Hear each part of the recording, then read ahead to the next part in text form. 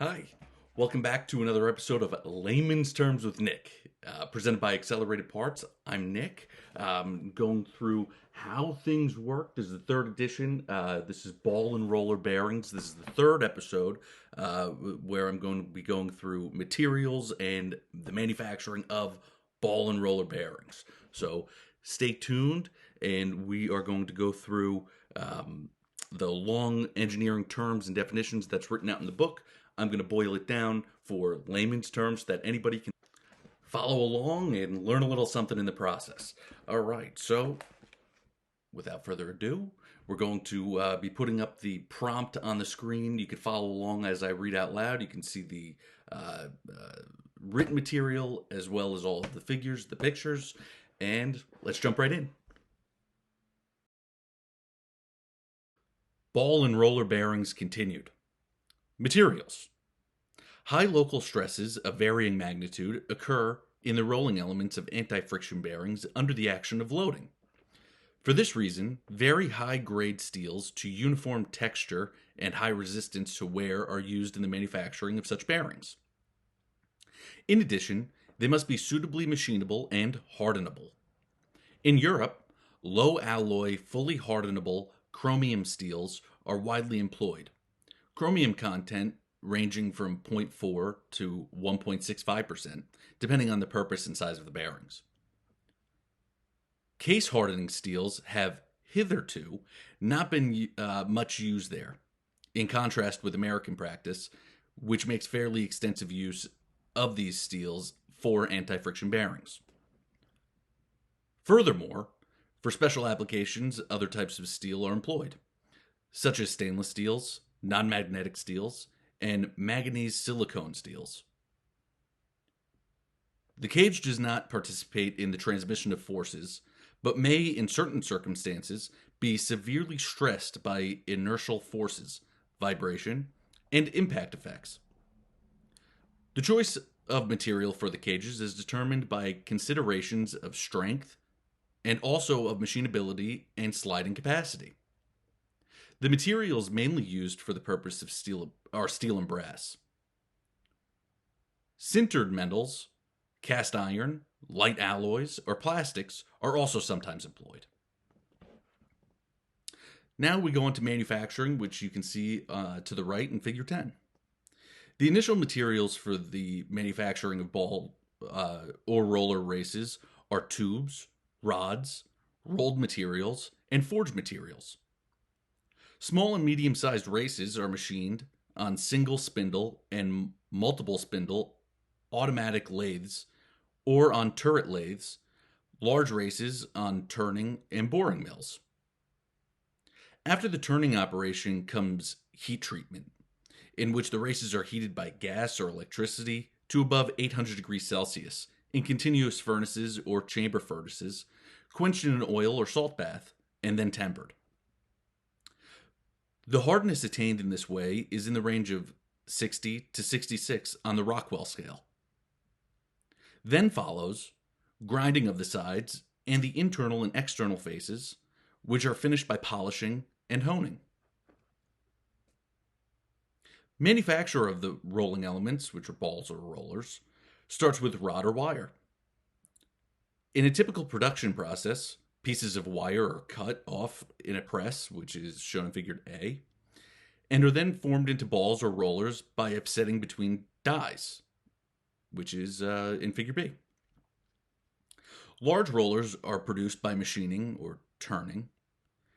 The flash, which is the fin of surplus material, formed in the pressing process, is removed between rotating file discs, which is shown in Figure C.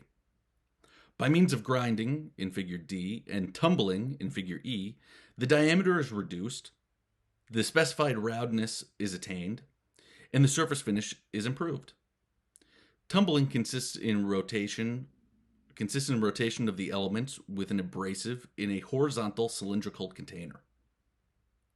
After hardening and tempering in F, come further polishing operations.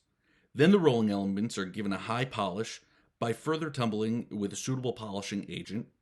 And finally, The elements are graded according to the diameter, which you can see in G. Cages for anti-friction bearings are made from deep drawing steel strip or brass sheet or from tube material. Manufacturing involves a series of press tool operations seen in figure H, or alternatively, various machining processes like figure I. The components are finally assembled into complete bearings in figure K. At all stages of manufacturing, appropriate checks for precision are maintained. The finally assembled bearings are tested for noiseless running, shown in figure L, precision of bore, external dimensions, clearance, and play in figure M. All right. Now we got to see what the book has to say about materials and manufacturing of ball and roller bearings. Now let's see what layman's terms Nick has to say about it. All right. So we have materials. In order to combat the stresses of various loads, manufacturers use different but particular steels when producing ball and roller bearings. Now, in Europe, low chromium steels are widely popular, whereas in America, case hardening steels are more of a common practice. When it comes to special applications, stainless, non magnetic, or manganese silicone steels are used.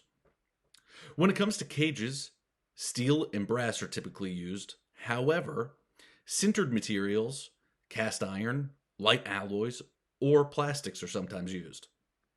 The reason behind using different materials for the cage is just due to the less stress on the cage itself than the bearing, the balls and roller elements. Now, when it comes to manufacturing, first we have the races.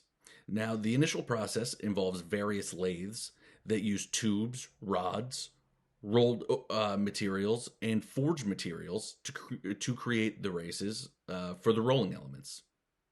Then comes heat treatment, where the races are heated by gas or electricity to greater than 1,472 degrees Fahrenheit, then given an oil or salt bath to cool. Then they are tempered until the hardness reaches 60 to 66 on the Rockwell scale. Finally, grinding is then used to create a smooth surface, which are then honed and polished. Now, when it comes to the balls and rollers themselves, the balls and rollers are manufactured by pressing rod and wire to shape, followed by grinding and tumbling the balls and rollers to reduce the diameters, attain specified roundness, and improve surface finishes. Then comes hardening and tempering, polishing, and finally grading according to the diameter.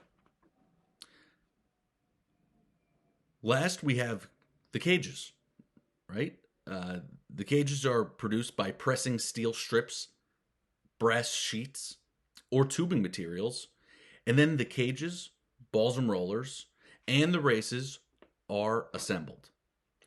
All right, so we were able to boil everything down from the 4 paragraphs down to just 1 paragraph and a few bullet points.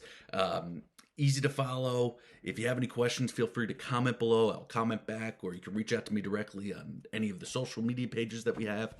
Looking forward to next week's episode where we have the 4th and final installment of Ball and Roller Bearings, where we're going to be going over the applications and where they're used. Thank you very much for being a part of this. Again, this is the 3rd episode of Layman's Terms with Nick. 4th one next week, and then after that, we're going to be getting into lathes and how they work. Thank you very much for paying attention, watching through, and we'll see you next week.